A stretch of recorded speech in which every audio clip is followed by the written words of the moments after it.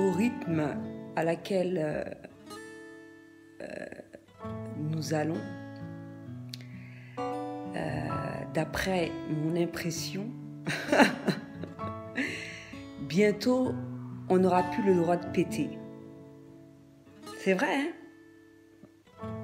On est presque arrivé à ce stade-là, en tout cas en majeure partie.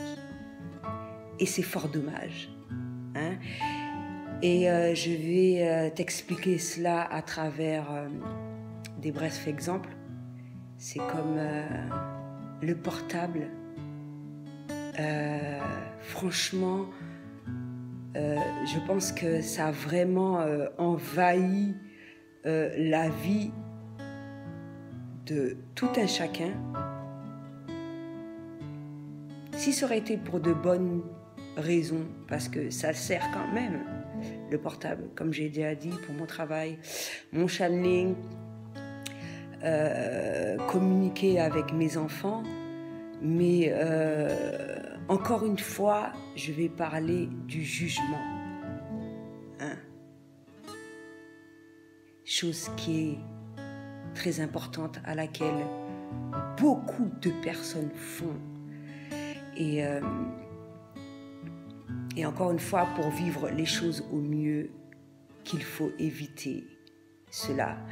Et c'est pour cela que, mine de rien, je limite au maximum mes communications par le biais de portable, parce que je l'ai déjà expliqué, hein, tu peux mettre des émoticônes comme tu veux, avoir une première impression, même parler, parce que par le biais de mes vidéos, on peut comprendre un certain nombre de choses de différentes façons selon le niveau de conscience de tout un chacun. Quant au panneau, n'en parlons pas. Alors lorsqu'il n'y a pas de parole, n'en parlons pas. Et c'est ça le problème dans le relationnel, c'est que, et j'en ai donné un exemple justement dans la vidéo ce que j'ai appris sur l'île de Pancor, évidemment, tu seras toujours amené à être face à des comportements qui ne te font pas plaisir. Mais encore une fois, comment agir face à cela? Est-ce la meilleure façon de dire qu'une personne est malade? Ou, de par ton comportement, elle s'aperçoit qu'effectivement, son comportement n'a pas été le meilleur, et utiliser les bons mots pour. Et, hormis cela, lorsque tu es face à une personne, et c'est pour ça que je préfère avoir la personne face à face avant d'avoir un jugement hâtif face à une situation, parce que tu es mieux à même. L'échange est fait totalement. Il y a la parole, il y a ce que la personne dégage, il y a l'échange, il y a le regard, il y a un peu de tout. Et en plus, quand tu as affaire à une personne qui est empathique, elle peut agir au mieux face à cette situation, personne empathique, mais également une personne qui agit avec son cœur. D'accord? Et quand je parle de cela, ça me fait penser à plusieurs choses en même temps.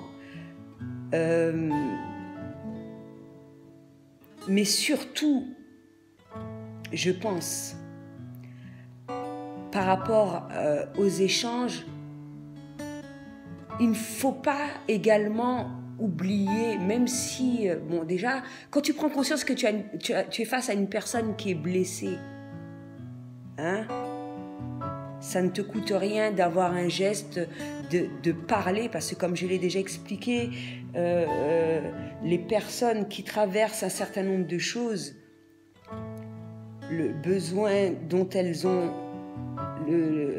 ce dont elles ont besoin le plus, c'est de parler. Que tu prennes ne serait-ce qu'un peu de temps pour ces personnes-là. Bien sûr que tu ne peux pas passer toute ta vie à faire ça. C'est comme moi, je travaille, j'aide, etc.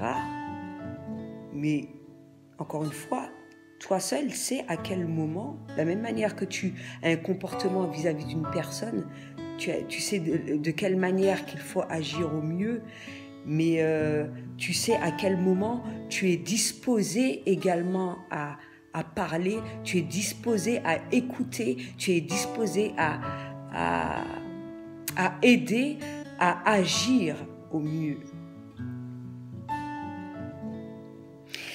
Et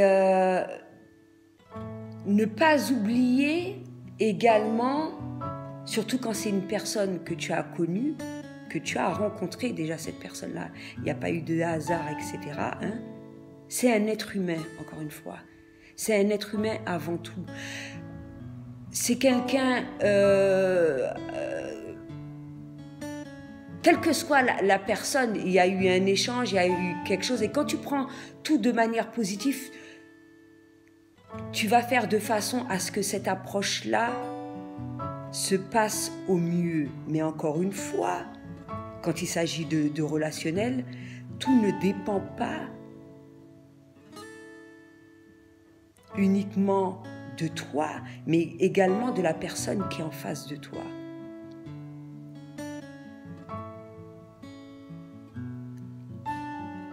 Et juste agir en conséquence.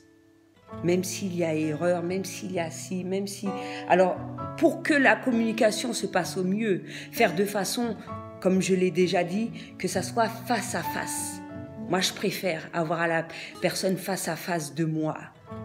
En fonction de ça, il n'y a pas de souci. Si je vois que les choses se déroulent mal, j'agirai en conséquence, c'est tout. Mais encore une fois, d'arrêter de donner des noms, d'arrêter de...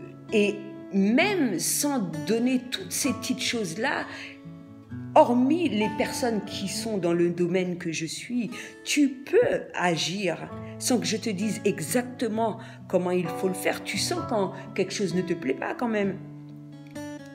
Tu sens quand une personne, ce qu'elle dit n'est pas bien, etc., etc.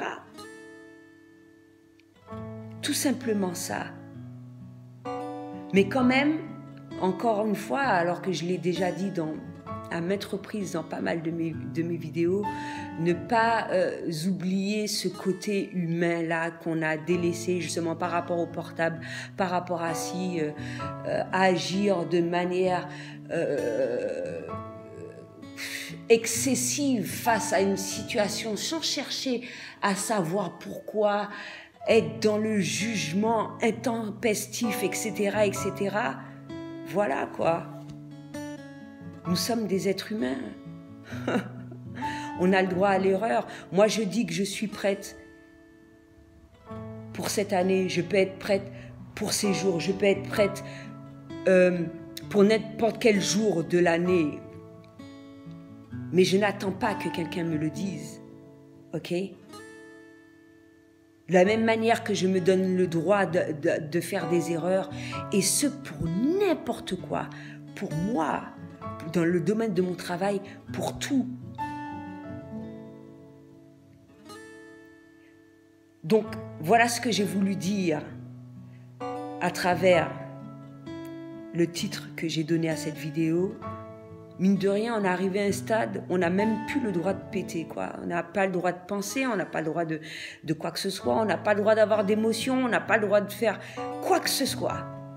Tout de suite, on te catégorise et il faut... Et le problème, c'est qu'il y en a pas mal dans cette situation-là. Donc si tu dois agir comme ça, tu vas bannir tout le monde de ta vie, tout simplement. Et autant s'exiler sur une île et puis voilà, tu te sentiras bien en fait. C'est vrai, hein? Donc, revoir, encore une fois, même si je l'ai déjà dit, manière de penser, comportement, etc. On a le droit à l'erreur, on a le droit de se reposer, on a le droit de tout, en fait. De tout. Hein? Et ne pas oublier surtout de prendre conscience. Surtout, j'aurais compris que pour certaines personnes, tu n'es pas conscience des blessures qu'elles ont. Mais quand tu prends conscience de ça, je pense que tu fais un petit peu plus de façon à agir avec ton cœur.